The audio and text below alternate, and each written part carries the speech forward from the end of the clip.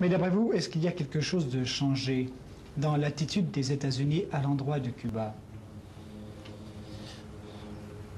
Peut-être. Je vous dis, c'est difficile à vous répondre directement. En tout cas, nous ne fixons pas notre position en écoutant, en regardant ce que les États-Unis font ou ce que les États-Unis vont. Nous faisons notre politique internationale. Et naturellement, nous regardons avec attention ce qu'il fait parce que c'est notre ennemi, il est près de nous, il est très fort.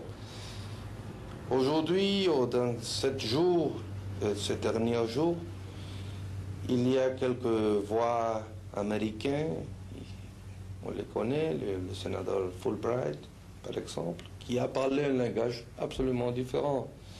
Mais immédiatement, M. Rusk, M. Thomas Mann ont parlé dans le langage habituel. Et nous ne pouvons pas savoir si vraiment l'attitude de Fulbright, par exemple, correspond à un changement de la position des États-Unis ou seulement est une voie isolée. Est-ce que le blocus économique imposé par les États-Unis a affecté la vie à Cuba? Oui, il a fait changer, en premier lieu, il a fait changer absolument toute la vie de Cuba. Nous avons changé notre source de ravitaillement qui se sont déplacés vers l'Europe, surtout vers les pays socialistes. Et nous avons changé toute notre vie, même les articles de luxe, les articles de consommation à long terme, on peut dire, je ne sais pas bien la parole en français. Et ça a presque disparu à Cuba. Et il y avait beaucoup de choses qui manquent. Notre industrie ont passé par une période assez longue où il n'y avait pas de pièces de rechange. Ils s'arrêtaient quelquefois. Nous ne pouvons pas le mettre en fonctionnement. Mais cette condition même a forcé notre industrialisation dans la mécanique. Et dans ce moment, nous pouvons fournir presque tout le ravitaillement essentiel de type mécanique, c'est-à-dire des pièces de rechange, par notre propre main.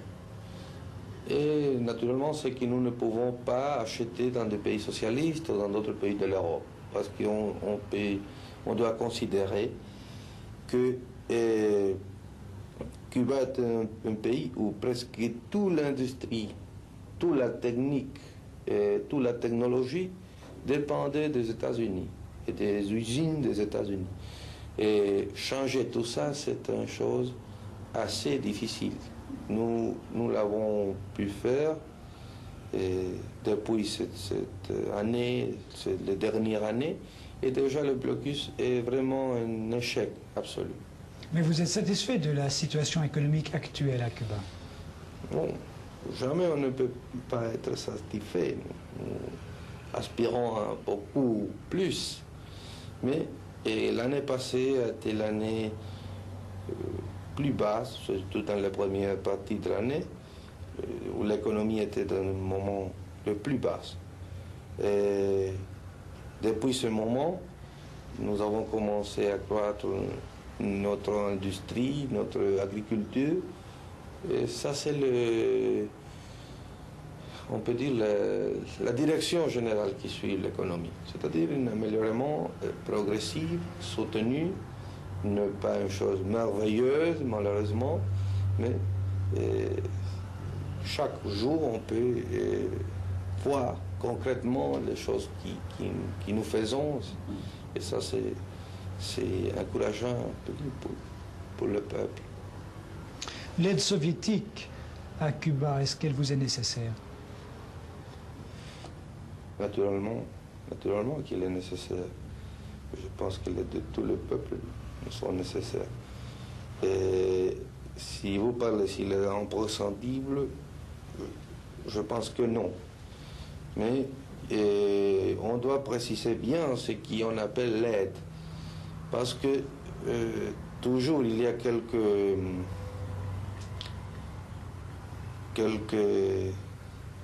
on se dit erreurs. Erreurs, tromperies. Oui. Et pour exemple, les Américains parlent de l'aide soviétique en considérant le commerce. Et nous avons un très fort commerce qui est sur une base bilatérale d'une partie de l'autre.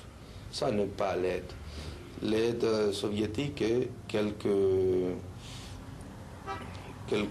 accords à long terme, par exemple l'accord pour la canne à sucre et les accords pour donner des entreprises industrielles complètes avec des crédits à long terme. Et ça, c'est très important pour notre développement. Et je dis l'Union soviétique, vous m'avez demandé, ou je ne sais pas si vous avez demandé l'Union soviétique exactement, le pays socialiste, non, mais c'est avec tous les pays socialistes que nous avons ce type de relation. Mais est-ce qu'il y a encore des soldats soviétiques à Cuba? Nous disons techniciens. Il est là, oui. Ils vous sont nécessaires? Nous sommes notre professeur dans quelques domaines. Dans quel domaine? Dans le domaine de la technique supérieure de la défense. Nous avons fait tomber U-2. Ça seulement l'a fait l'Union soviétique, la Chine et nous. Et naturellement, c'est une technique très, très difficile. Nous ne les dominons pas jusqu'à ce moment. Quelle est la position de Cuba face au conflit qui oppose Moscou à Pékin? Nous, dans ces questions, nous les déplorons beaucoup. Nous ne parlons jusqu'à ce moment, nous ne parlons pas officiellement de ça. Monsieur Khrouchtchev désire réunir une conférence communiste mondiale pour résoudre d'une façon ou d'une autre ce conflit. Si cette conférence a lieu, est-ce que Cuba y participera? Et ça, cette question est frère de l'autre antérieur. Nous ne parlons pas de cette question jusqu'au moment opportun, en tout cas. Quels sont les rapports actuellement de Cuba avec le reste de l'Amérique latine? Bon, ils sont faibles. Nous avons des relations diplomatiques avec 5 pays. Et nous avons des relations commerciales avec 2 ou 3 seulement. Ils ne sont pas importants. Et le blocus américain s'est imposé aussi vers le pays de l'Amérique latine. Et je pense avec une effectivité meilleure que dans d'autres régions du monde. Et les pays américains nous ont condamnés à Punta del Este et à l'Uruguay dans une conférence l'année 62. Nous sommes expulsés de l'Organisation des États américains. Et il y avait beaucoup de pays qui ont coupé son relation diplomatique et commerciale avec nous. Ça, c'est la situation jusqu'à ce moment. Pensez-vous qu'il y a, à l'heure actuelle, en Amérique latine, des pays mûrs, prêts pour une révolution du type castriste, du type cubain? Il y a quelqu'un où déjà il y a la lutte. Ici, on ne parle pas de ça, mais la lutte existe à Venezuela, existe Guatemala, et peut-être il y a d'autres pays où le peuple lutte avec les armes. Ça a passé avec nous. Nous avons lutté 2 années et il y a des longues périodes de temps où personne n'a parlé de nous. Vous avez parlé du Venezuela et du Guatemala, mais est-ce que Cuba aide les révolutionnaires de ces pays? Moralement seulement. Ils considèrent que son lutte est juste, mais jusqu'à ce point.